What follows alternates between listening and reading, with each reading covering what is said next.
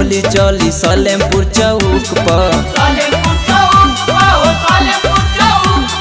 नाचे परी गोरी तोरा राइफल के नोक पर। नाचे परी गोरी तोरा राइफल के नोक पर। नाचे परी गोरी तोरा राइफल के नोक पर। नाचे परी गोरी तोरा राइफल के नोक पर। नाचे परी गोरी गोरी तोरा राइफल के नोक पर।